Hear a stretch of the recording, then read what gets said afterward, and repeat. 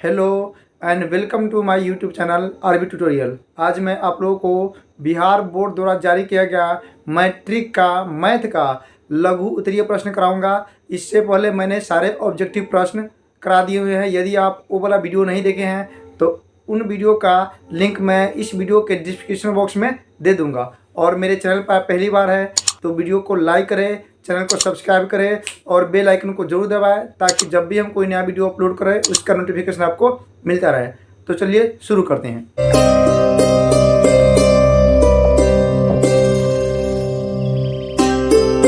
देखिए, लघु उत्तरीय प्रश्न का सबसे पहला प्रश्न यह दिया हुआ है कि कह रहा है कि यदि n एक विषम पूर्णांक है तो दर्शाइए कि n स्क्वायर माइनस 1 8 से विभाज्य है। देखिए हमको क्या बोल रहा है, हमको कह रहा है क्या चीज, n एक विषम पूर्णांक है। n क्या होना चाहिए, हमेशा एक विषम संख्या और पूर्णांक। देखिए तब पूर्णांक क्या होता है, कोई भी संख्या है जो बट्टा में न हो। अब विषम क्या होता है कि वह संख्या जो 2 से पूरी तरह विभाजित नहीं हो। तो यहाँ पर हमको n का मान क्या बन सकता है, n का मान विषम भी रहना चाहिए, पूर्णांक भी। n का मान 1 हो सकता है, n का मान आपको 3 भी हो सकता है, क्योंकि हमको 2 नहीं लेंगे क्योंकि n का विषम को बोल रहा लेने के लिए। फिर n का मान यहाँ पर 5 भी हो सकता है, n का मान 7 भी हो सकता है, इस तरह से बढ़ते जाएगा। देखिए तो हमको क्या करना है, n के मतलब यहाँ पर n स्क्वायर माइनस 1 है, मतलब यहाँ पर n का मान बारी बारी से 1 3 5 7 हम लेकर देखेंगे और जो मान आएगा देखेंगे कि इसमें 8 से भाग लग रहा है कि नहीं, हमको इसमें यही चेक करना। देखिए तो हम पहले लिखते हैं केस फर्स्ट में।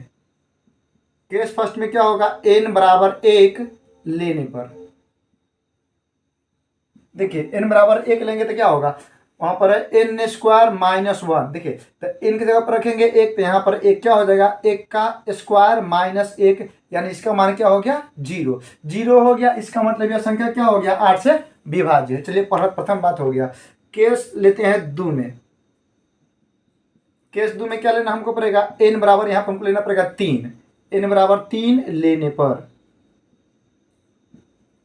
n बराबर 3 लेंगे तो क्या हो गया, यहाँ पर n स्क्वायर, तो n का मान कितना है, 3 है, तो क्या रखेंगे 3 का स्क्वायर माइनस 1। 3 का स्क्वायर मतलब 3 तिहाई 9, अब में से घटे कितना आ गया, 8, यानी कि 8 में भी क्या होगा, 8 से भाग लेगा। इसका मतलब यह संख्या भी क्या होगा, 8 से विभाज्य हो गया। देखिए केस थर्ड लेते हैं हम। केस थर्ड में क्या लेंगे, n बराबर प्रथम विषम संख्या 1 था, दूसरा 3 था, तीसरा क्या थी 5, तो n बराबर 5 लेने पर, n में 5 लेने पर क्या होगा, फिर यहाँ पर क्या n स्क्वायर माइनस 1, तो अब की बार n का मान कितना रखेंगे, 5 रखेंगे। तो यहाँ पर क्या हो गया, 5 का स्क्वायर माइनस 1, 5 का स्क्वायर 25 में से घटेगा तो कितना हो जाएगा, 24 है। इसका मतलब क्या है, यहाँ 24 भी आपको देखिए 8 से विभाज्य करने का मतलब कि n का मान कोई अगर हम विषम पूर्णांक रख रहे हैं, n का मान विषम पूर्णांक 1 3 5 7, हम चाहे जो भी रखेंगे, 1 भी रखे तो वो आपको 8 से विभाज्य है। n का मान यहाँ विषम पूर्णांक 3 रखे फिर भी यह संख्या जो है 8 में 8 से भाग लगेगा। और n का मान यहाँ पर 5 रखे हैं तो 5 का स्क्वायर 25 माइनस 1 24, अभी क्या है आपको 8 से। चलिए एक और चेक कर लेते हैं। यहाँ पर लिख लेते हैं केस 4 में। केस 4 में क्या लिखते हैं, n बराबर, अब की बार क्या रखेंगे 7, n बराबर 7 रखने पर, n बराबर 7 रखने पर क्या होगा, तो यहाँ पर फिर मेरे पास फॉर्मूला क्या है दिया हुआ, n स्क्वायर माइनस 1, तो n का मान कितना है 7, यानी कि 7 का स्क्वायर माइनस 1। 7 का स्क्वायर कितना होगा, 7 से 49, 49 में से 1 घटे कितना आ गया 48। देखिए 48 में भी 8 से भाग लगेगा। इसका मतलब क्या हो गया कि n का मान कोई भी विषम पूर्णांक होगा उसके लिए n स्क्वायर माइनस 1 का मान हमेशा 8 से विभाज्य होगा। कहने का मतलब ये हो गया कि n का मान हम कोई विषम पूर्णांक रखें, n का मान चाहे 1 रखे, चाहे 3, चाहे 5, चाहे 7, चाहे 9, कुछ भी रखेंगे, n का मान विषम होना चाहिए, पूर्णांक होना चाहिए, उस संख्या में हमेशा 8 से भाग लगेगा। तो लिखेंगे इसलिए n स्क्वायर माइनस 1 n के किसी भी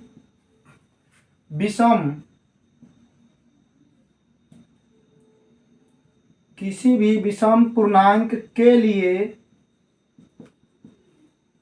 8 से विभाज्य है। यह प्रथम क्वेश्चन हो गया। अब चलते हैं नेक्स्ट क्वेश्चन की तरफ। क्वेश्चन नंबर 2 में हमको बोल रहा है यूक्लिड विभाजन एल्गोरिदम का प्रयोग कर 960 तथा 432 का मसा ज्ञात करें। देखिए हमको मसा यहाँ पर ज्ञात करना है किस नियम से, तो यूक्लिड विभाजन एल्गोरिदम नियम से। देखिए तो हमको लिखना क्या पड़ेगा, हमको लिखना पड़ेगा यहाँ पर 960 तथा 432 पर यूक्लिड विभाजन एल्गोरिदम, इतना लिखना पड़ेगा हमको। यूक्लिड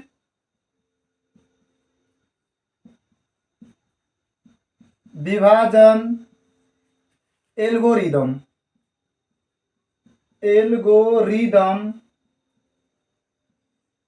लागू करने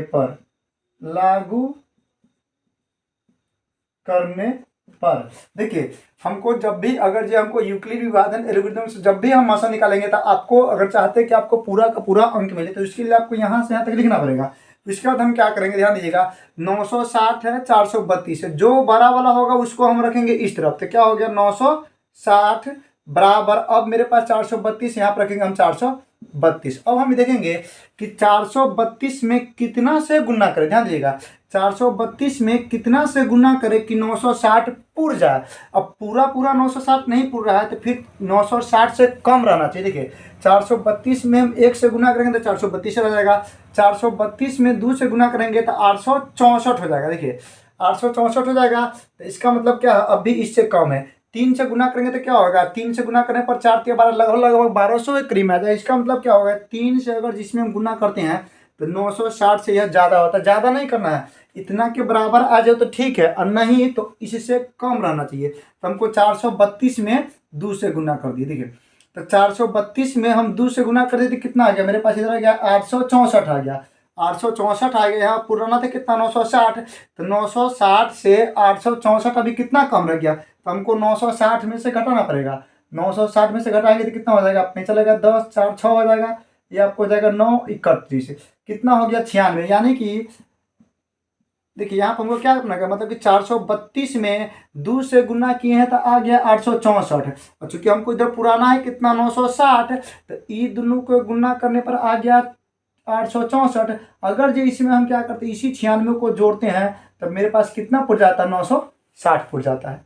देखिए अब फिर हमको इसके बाद एक बार और लिखना पड़ेगा इसको, यही नियम क्या चीज़, अब की बार क्या लिखेंगे, ध्यान दीजिएगा अब की बार हम क्या करेंगे, इसको लेंगे और इसको लेंगे, जो देखिए ध्यान से, ये होता है भाज्य, भाज्य बराबर भाजक गुने भागफल जोड़ शेष। तो यहाँ पर फिर मेरे पास जो भाजक हो गया और जो शेष हो गया, भाजक और शेष है, ये दोनों को फिर हम लेकर चलेंगे। तो फिर हमको लिखना पड़ेगा, यहाँ लिखना पड़ेगा 432 तथा 96 पर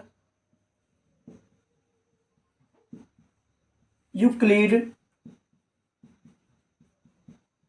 विभाजन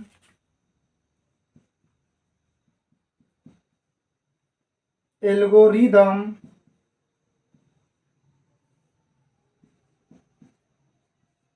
लागू करने पर, फिर हम उसी तरह लिखेंगे। अब हमको लेना है इस बार 432 लेना है, 96 लेना है, तो फिर हम वहीं प्रक्रिया बनाएंगे। जो बड़ा वाला होगा उसको हम पहले लिखेंगे, जैसे यहाँ पर इस दोनों में बड़ा कौन था 960, हम पे लिखेंगे, यहाँ पर बड़ा क्या है 432, तो 432 को हम रखे पहले बराबर, फिर 96 यहाँ पर है। अब फिर वही बात, हम 96 में कितना से गुना करें कि 432 पूरा पूर जाए और ना पूरे तक कम रहे। देखिए 96 में अगर हम 5 से गुना करते हैं, एक मिनट देख लेते हैं, 96 में कहीं 5 से गुना करते हैं, 5 6 30, 7 में 3 15 45 3 48, 480, पुराना 432 है आ रहा है 480, इसका मतलब कि ये ज़्यादा हो रहा है, तब 5 से नहीं क्या करेंगे हम 96 में 4 से गुना करेंगे। 4 से गुना करेंगे कितना आ जाएगा 96, और 4 से गुना करेंगे तो 4 6 24 के 4 में 2, 4 नंबर 36 और 2 38, कितना हो गया 384। तो 384 तो यह पुर गया, हमको पुराना कितना 432, तो कितना कम गया, तो 432 में से हमको 384 घटाना पड़ेगा। 12 में से 4 जाएगा तो 8, यहाँ हो जाएगा 12 में से फिर आ जाएगा तो 4, ये मेरा क्या हो गया कट गया, 8 4 12, 8 4 तो कितना हो गया, जोड़ में यहाँ पर कितना हो जाएगा 48 हो जाएगा। इतना ठीक है, क्या है कि 96 में हम 4 से गुना किए तो पूरा है 384, फिर 384 में अगर जब हम 48 जोड़ेंगे तो मेरा कितने पुर जाएगा है 432 पुर जाएगा। और फिर हम एक बार यह प्रक्रिया कब तक करेंगे, जब तक यहाँ जो शेषफल होता है यह 0 न हो जाए, तब तक यह प्रक्रिया को हमको अपनाना है। फिर उसी बात उसी तरह लिखेंगे। अब हम लेंगे क्या चीज़ 96 को लेंगे और 48 को लेंगे, फिर हम लिखेंगे यहाँ पर, हमको फिर लिखना पड़ेगा कि 96 तथा 48 पर, वही बात यहाँ से यहाँ तक लिखेंगे। क्या? यूक्लिड विभाजन एल्गोरिदम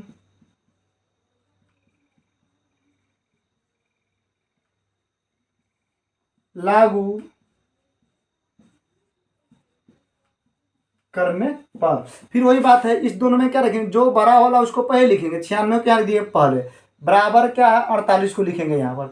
अब वही बात कि अब 48 में कितना से गुना करें कि हमको 96 पूर जाना चाहिए, नहीं तो इससे कम रहे तो 48 में अगर हम 2 से गुना करते तो कितना पूर जाता है 96, 96 पूर गया तो यहाँ पर वो कितना जोड़ना पड़ेगा 0। देखिए यहाँ पर रिमाइंडर जो मेरा शेषफल है वो क्या आ गया 0 आ गया। इसका मतलब कि जो मेरा है ना मसा निकल गया, तो फिर यहाँ पर मसा कितना होगा, यह वाला जो मसा होगा मसा कितना हो गया। तो इसीलिए ये जो सवाल था 432 और 960 का मसा कितना हो गया, इसका मसा आपको आ गया 48, इसका यही आंसर होगा। चलिए चलते हैं अब नेक्स्ट क्वेश्चन की तरफ। क्वेश्चन नंबर 3 में हमको बोल रहा है, यहाँ पर क्वेश्चन नंबर 3 है। क्वेश्चन नंबर 3 में हमको बोल रहा है कि वह सबसे बड़ी संख्या ज्ञात करे जो 438 तथा 606 को विभाजित करती है और प्रत्येक दशा में 6 शेषफल देती है। देखिए सवाल क्या कर रहा है, सवाल कर रहा है कि कोई संख्या है, वो संख्या आपको 10, 5, 20, 50 कुछ भी हो सकता है, कोई संख्या है, अगर जो उसी संख्या से हम 438 और 606 को हम भाग देते हैं तो दोनों बार उसी संख्या से अगर हम 438 से भाग देते हैं फिर भी शेषफल 6 आता है, और उसी संख्या से अगर जो हम 606 में भाग देते हैं फिर भी शेष हमको 6 ही आता है। तो अगर वह संख्या ज्ञात की। देखिए तो इस सवाल को बनाने के लिए आपको क्या करना पड़ेगा, सबसे पहले जो मेरा शेषफल बच रहा है इस शेषफल को दोनों संख्या में से हमको घटाना पड़ेगा। शेषफल घटाने के बाद जो मेरे पास संख्या बचेगा उस संख्या का फिर हमको मसा निकालना पड़ेगा। तो पहले हम क्या करते हैं कि दोनों में से शेषफल को घटाते थे। शेषफल को घटाएंगे 438 में से पहले घटाएंगे 6 कितना हो गया 432 हो गया। फिर इसी तरह अगर जो 606 में से हम शेषफल घटा रहे 6 तो कितना हो गया यहाँ पर 600 हो गया। अब क्या करेंगे इस 432 और 600 का हम HCF यानी कि मसा निकालेंगे और जो इसका मसा आएगा वही इस सवाल का क्या होगा उत्तर होगा। देखिए तो आपको अगर जो आप चाहे तो इन दोनों का मसा आप यूक्लिड विभाजन नियम से ही बना सकते हैं या आप साधारण जो हम लोग मसा सीखे हुए उससे ही बना सकते हैं। देखिए तो यूक्लिड विभाजन नियम इससे पहले वाला जो तीसरा सवाल है, इससे पहले वाला जो सवाल है दूसरा सवाल है उसमें मैंने बताया था अगर जो आपको उस मेथड से बनाना है तो आप पीछे वाला जो वीडियो है उसमें आप देख सकते हैं, नहीं तो इसको हम साधारण नियम से बनाते हैं। देखिए हम क्या करेंगे 432 और मसा निकाल हमको किसको 600 का निकालना है। देखिए यहाँ हमको एक बार मिलेगा कितना 432 घटाएंगे कितना होगा 10, ये 8 हो जाएगा, ये आपको हो जाएगा 6, ये घटेगा तो कितना हो जाएगा 1। आपको इसके बाद क्या करेंगे यहाँ से फिर इसको हम गिरते हैं और 432 यहाँ उतारते हैं, कितना मरतबे लगेगा देखिए 3 मरतबे 16 48 ज़्यादा हो जाता है 2 मरतबे लगेगा। तो 2 8 16 के 6 हाथ में 1, 2 6 12, 1 13 हाथ में 1, 2 के 2 1 3, कितना हो जाएगा 12 में 6 घटेगा तो 6, ये आपको हो गया 2 यानी कि 12 में से 3 घटेगा कितना हो गया 9, यहाँ पर फिर 31 हो गया। अब क्या करेंगे अब 96 से हमको देना पड़ेगा 168 में, 96 का पढ़ा अगर 2 बार भी हम पढ़ते हैं तो लगभग 180 90 करीब में चला जाएगा। तो क्या होगा हमको एक बार मिलेगा क्या होगा यहाँ पर 96, 8 में 6 घटेगा तो कितना होगा 2 और यहाँ बच गया आपको 16 में 9 घटेगा कितना हो गया 7। फिर अब क्या करेंगे इसको घेरेंगे अब 72 से फिर देंगे हम 96 में 72 इकाई क्या हो जाएगा 72 घटे कितना आ गया आपको यहाँ घटाएंगे 6 में से 2 तो कितना हो जाएगा आपको 4 और 9 में 7 कितना हो जाएगा 2।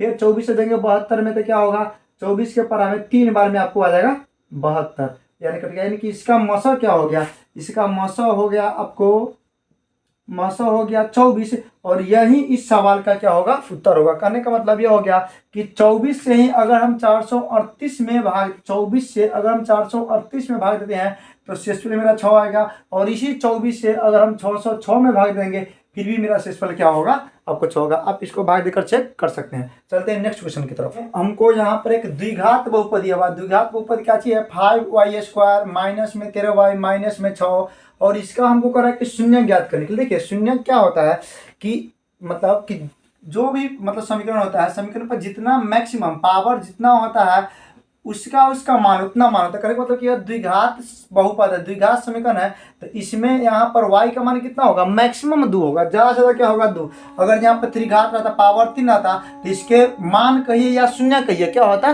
3 होता है। यहाँ पर पावर 2 है तो पावर 2 है तो इसका शून्य कितना होगा 2 होगा। 2 शून्य कहिए या 2 कहिए तो इसमें y का मान कितना होगा 2 आएगा। देखिए तो इस सवाल को बनाने के लिए तरीका बहुत होता है। इसको आप गुणनखंड भी कर सकते हैं या इसको आप द्विघात बहुपद का फॉर्मूला होता है उस पर भी आप जा सकते हैं या आप इसको पूर्ण वर्ग विधि के द्वारा भी बना सकते हैं। देखिए तो यहाँ पर हम गुणनखंड कर रहे हैं, फर्स्ट इंटू लास्ट कर रहे हैं। देखिए सवाल क्या चीज़ है, मेरे पास दिया हुआ है 5y² माइनस में 13y माइनस में 6। देखिए ध्यान दीजिएगा, जब भी हम फर्स्ट इंटू लास्ट से गुणनखंड मेथड से करते थे क्या करते हैं, जो प्रथम होगा और अंतिम होगा। प्रथम करने का मतलब कि जिसका द्विघात बहुपद में जिसका पावर जिसका घात 2 होगा उस पूरा पद में, और जो आपको कांस्टेंट होगा जिसमें आपको y या x है वो नहीं लगा होगा, इन दोनों में क्या करेंगे हम आपस में गुना करेंगे। देखिए तो गुना करेंगे तो चिन्ह का भी गुना करेंगे। यहाँ नहीं पूछा तो क्या हो गया प्लस, यहाँ क्या हो गया माइनस, तो प्लस माइनस माइनस गुना करेंगे। यहाँ पर 5 यहाँ पर 6 होता है, 5 छक 30, यहाँ पर y², यहाँ पर नहीं पूछे तो क्या होगा y²। मतलब प्रथम और लास्ट को गुना किया है तो कितना आ गया माइनस में 30y²। देखिए अब हमको क्या करना है, अब हमको यह करना है कि अब जो बीच में आपको इसको हम मिला रहे हैं, मिनट इतना था। देखिए हमने क्या किया कि प्रथम को और लास्ट को मतलब जिसका पावर 2 था उस पूरे टर्म को, और जो कांस्टेंट है जिसमें आपको या जो y नहीं लगा हुआ है, इन दोनों को क्या किया हम गुना किए, तो गुना करने पे कितना गया माइनस में 30y²। अब हम क्या करेंगे, बीच वाला जो माइनस में 13y हो गया, अब इसको ऐसे दो पद में तोड़ना है कि उन दोनों को अगर जब हम गुना करें तो क्या आना चाहिए माइनस में 30y², और कहीं जोड़ घटाव करें तो हमको माइनस में 13y आना चाहिए। देखिए ध्यान से, तो हम क्या करते हैं, पहले हमको इधर ही ध्यान देते हैं। यहाँ पर हमको क्या करना है, हमको ये सोचना है कि यहाँ पर 30 हमको गुना, इसी को 2 भाग में तोड़ेंगे, 2 भाग में तोड़ेंगे, उसी 2 को गुना करने पर 30 आएगा माइनस में, और इसी 2 को प्लस माइनस करें तो माइनस में 13 आएगा। तो देखिए तो हम यह सोचेंगे कि हमको 2 भाग को गुना करने पर माइनस में 30 आना चाहिए। देखिए तो हमको 30 पुराना है गुना करके, तो किसको किसको हम चाहें तो 5 में गुना करेंगे 6 से, फिर भी 30 आएगा। देखिए तो 5 में गुना कीजिए 6 से तो कितना हो जाएगा 5 छक 30 आ गया। देखिए तो यह तो हमको पूरा गया कि मान लेते वो संख्या 5 होगा वो 6 होगा, तो 5 में 6 से गुना कीजिए कितना 30 आ गया। लेकिन क्या 5 में 6 जोड़ने पर 5 6 जोड़े तो कितना 11 आ रहा, 11 यहाँ पर है नहीं है। चलिए हम 6 में से 5 घटाएंगे तो कितना आ गया 1 1 यहाँ पर है नहीं है, तो यह हम नहीं हो सकता है। अगर जब मान लेते वो संख्या लेते हैं हम 10 लेते हैं, यहाँ पे लेते हैं 10 लेते हैं, एगो लेते हैं 3, तो 10 में 3 से गुना करेंगे तो कितना आ गया 30, यह तो आ गया 10 में 3 से गुना कितना आ गया 30। लेकिन क्या करेंगे, अगर ध्यान दीजिएगा इस दोनों को अगर हम जोड़ रहे हैं, जोड़ने पे कितना होगा 10 3 13, जोड़ने पर कितना हो जाएगा 13 हो जाएगा। देखिए ध्यान से, तो हमको यहाँ पर क्या है, देखिए यहाँ पर हमको माइनस में लाना है, तो अगर जो यहाँ पर हम माइनस लगाते हैं यहाँ पर भी माइनस लगाते हैं, तो दोनों एक के जाति के हैं तो जोड़ने पर तो माइनस 13 हो जाएगा, लेकिन गुना करेंगे तो 10 तिया 30, और माइनस माइनस क्या हो जाएगा यहाँ पर ई जो अतिया गुना में क्या हो जाएगा प्लस में, लेकिन हमको तो आंसर चाहिए माइनस में, तो ये भी आपको नहीं होगा। हम क्या करते हैं वो संख्या लेते हैं आपको 15 और एगो लेते हैं क्या लेते हैं 2। देखिए 15 में 2 से गुना करने पर कितना आ जाएगा 30 तो आ गया। लेकिन अगर जो अब हम क्या करते हैं 15 में से 2 घटाते हैं, 15 में से जब 2 घटाते हैं यहाँ पर 15 में से 2 घटाते कितना आ जाएगा 13 आ जाएगा। देखिए तो अगर जो इसको हम लेते हैं माइनस में और इसको लेते हैं प्लस में, देखिए तब गुना करेंगे तो क्या होगा माइनस प्लस माइनस, 15 में 2 से तो 30 इधर आ गया।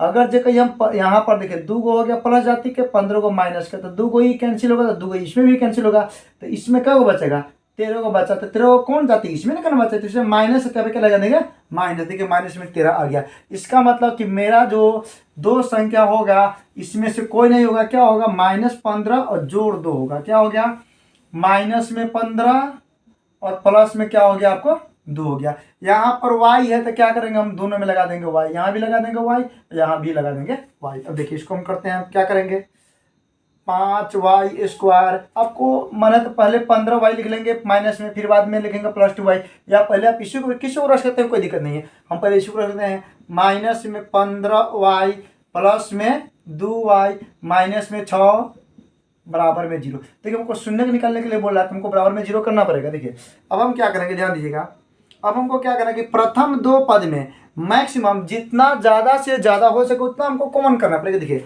ध्यान से देखिएगा तो यहाँ पर 5 है और यहाँ पर भी 5 है, क्योंकि 5 के पहरा पढ़ेंगे तो 5 आएगा, 5 के पहरा में 15 भी आएगा, इसका मतलब कि 5 दोनों में है। यहाँ भी y है, यहाँ भी y है, तो हम क्या करेंगे 5y को हम कर लेते हैं कॉमन। यहाँ पर 5 कॉमन तो खत्म होगा, y कॉमन, y स्क्वायर से यहाँ पर क्या बचेगा y, यहाँ पर माइनस है तो माइनस, यहाँ 15 में से लिए 5 कॉमन, तब कितना होगा 5 3 15, 3 बच रहा है, y तो हम कॉमन ले तो y नहीं बचा, यहाँ पर हो गया क्वेश्चन। इसके बाद हमेशा प्रथम दो में से जब हम कॉमन लेंगे, इसके बाद जो चिन्ह होगा हमेशा वही चिन्ह हमको कॉमन करना है। चिन्ह यहाँ पर क्या चाहिए प्लस, तो यहाँ पर फिर लेंगे क्या चाहिए हम प्लस का चिन्ह कॉमन करेंगे। देखिए यहाँ पर हमको बच रहा है क्या चीज़, सिर्फ हमको यहाँ पर y चाहिए, y में किसी चीज़ से गुना नहीं है चाहिए यहाँ पर। तो यहाँ पर देखिए ध्यान से, यहाँ पर y है लेकिन यहाँ पर y में 2 से गुना है, तो यहाँ पर हम क्या करेंगे 2 हम फिर कॉमन कर लेंगे, 2 कॉमन करेंगे तो यहाँ पर क्या बचेगा y, फिर माइनस, तो माइनस 2 के परा में 6 की बार में 3 बार में, यहाँ 3 बराबर में क्या हो गया 0। देखिए ध्यान से यह दोनों पद क्या होगा आपस में मिल रहा है, मतलब यहाँ से यहाँ एगो पद हो गया, यहाँ से यहाँ एगो पद हो गया, फिर क्या होगा इसमें y माइनस 3, यहाँ भी y माइनस 3, यानी कि y माइनस 3 क्या होगा कॉमन। तो यहाँ क्या बचेगा 5y, बीच में है प्लस, तो यहाँ प्लस, यहाँ पर फिर 2 है, 2 बराबर में क्या हो गया 0। अब यह समीकरण हो गया। समीकरण कैसे हो गया देखिए ध्यान से, देखिए ध्यान से, यहाँ पर नहीं है कुछ तो क्या हो गया गुना हो गया, यानी क्या होगा y माइनस 3 बराबर 0, तो पहले से है, यह गुना में इतना चीज़ है क्या हो जाएगा भाग में आ जाएगा, भाग में क्या आ जाएगा 5y प्लस 2, 5y प्लस 2। एक बार फिर अगर जो इसको हम रख लेते हैं 5y प्लस 2 को रख लेते हैं, क्या रखेंगे यहाँ पर 5y प्लस 2 बराबर में 0 पहले से है, इसको हम रख रहे थे क्या आ जाएगा y माइनस 3, गुना है तो भाग में आ जाएगा क्या y माइनस 3। देखिए यहाँ से क्या होगा, तो y माइनस 3 बराबर 0 में किसी चीज़ से भाग रहे क्या होगा 0, तो इसलिए y का मान क्या हो गया 3। यहाँ से मान निकालेंगे क्या होगा 5y प्लस 2 बराबर में 0, यहाँ से 5y बराबर क्या हो जाएगा प्लस में है तो माइनस में 2, तो इसलिए y बराबर क्या हो गया माइनस में 2/5। यह हो गया इसके शून्य, चूंकि द्विघात बहुपद था तो इसका 2 का शून्य को y बराबर 3 और y बराबर माइनस में 2/5, इसका यह हो गया सही आंसर। चलते हैं नेक्स्ट क्वेश्चन की तरफ। देखिए क्वेश्चन नंबर 5 में हमको बोल रहा है कि द्विघात बहुपद हमको दिया हुआ है, क्या चाहिए x square plus 9x plus 20 के शून्यक निकालना है। उसके बाद हमको शून्यकों तथा गुणांकों के बीच संबंध की जांच करना है। तो सबसे पहले हमको क्या करना पड़ेगा, यह जो बहुपद दिया हुआ है इसका हमको शून्यक निकालना होगा। इसका कितना शून्यक होगा, इसका 2 शून्यक है, क्यों, क्योंकि यह द्विघात समीकरण है, पावर मैक्सिमम 2 है, तो इसका क्या शून्यक होगा 2 शून्यक होगा। कहेगा इस समीकरण का घात कितना है, तो यह आपको इसका घात कितना हो गया 2 हो गया। क्या है कौन समीकरण है, तो पावर ऊपर में 2 है, मैक्सिमम पावर 2 है, तो यह हो जाएगा आपको द्विघात समीकरण हो गया। चलिए पहले हम क्या करते हैं, इसके चूंकि 2 होगा शून्य तो इसको हम शून्य को ज्ञात करते हैं। देखिए मेरे पास सवाल क्या चाहिए, x square plus 9x plus 20 बराबर में है 0। देखिए अभी हम बताएं आपको कि किस तरह से इसको गुणनखंड करना है।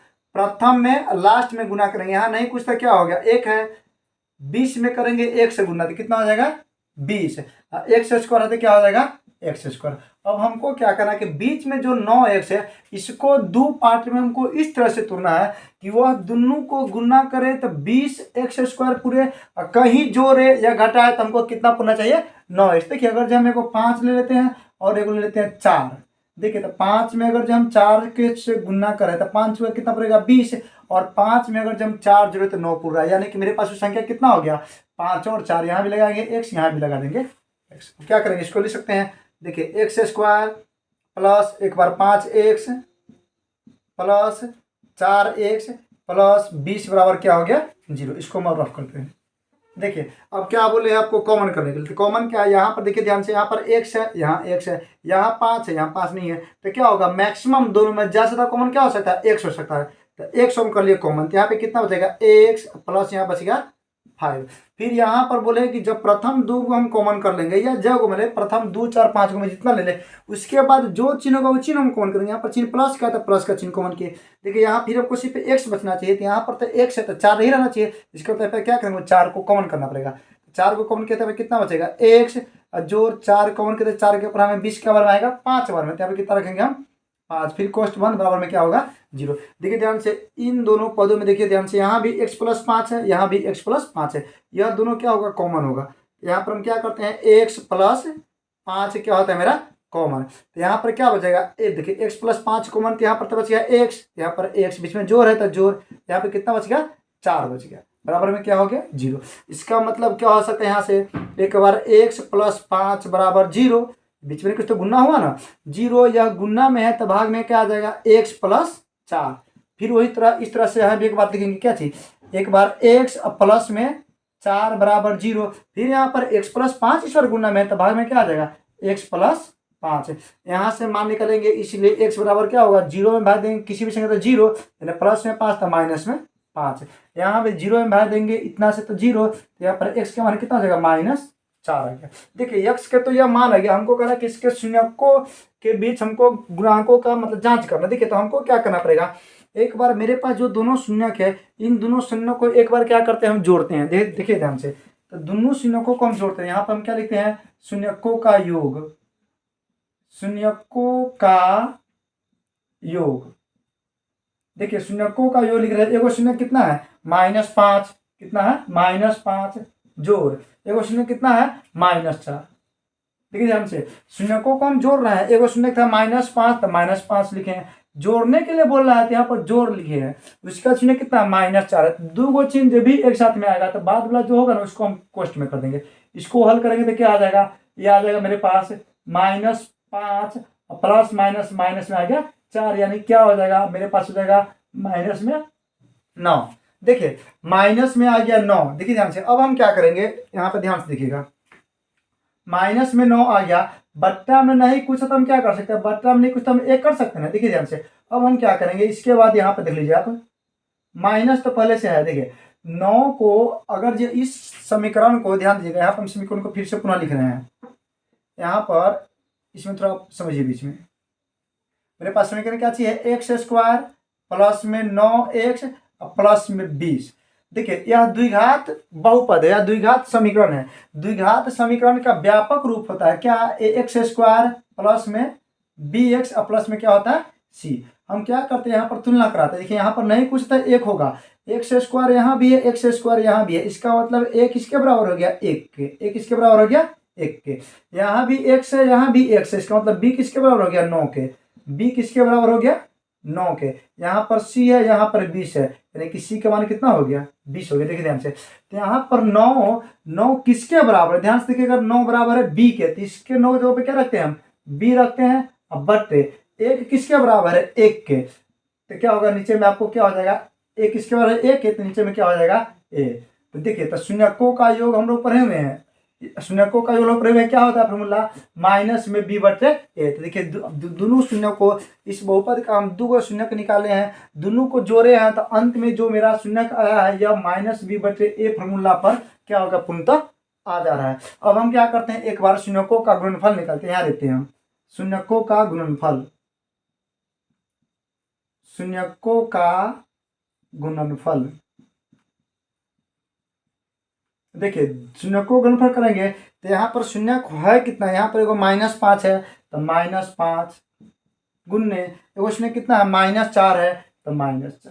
देखिए अभी हम बताएं कि जब कभी भी दो गो चिन्ह एक साथ आ जाएगा तो हम क्या करेंगे, जो बाद वाला चिन्ह होगा उसको हम करेंगे कोष्ठ के अंदर। इसको हल करेंगे तो क्या होगा, -5 यह हो जाएगा आपको गुना में। देखिए ध्यान से, गुना करेंगे तो क्या होगा, माइनस माइनस प्लस, अब 5 हुआ कितना हो जाएगा 20। देखिए बट्टा हम लोग उसे क्या कर सकते हैं, 1 कर सकते हैं। फिर अब ध्यान से देखिएगा, अब यहाँ पर हम क्या करते हैं, 20 किसके बराबर है, 20 बराबर c के, तो ऊपर में क्या हो जाएगा c। अब बटे 1 किसके बराबर है 1 का, तो शून्यकों का गुणनफल पर में क्या होता है, c बटे a होता है। देखिए तो इस सवाल में ये आपको हम समझाने के लिए किए हैं, इतना नहीं होगा।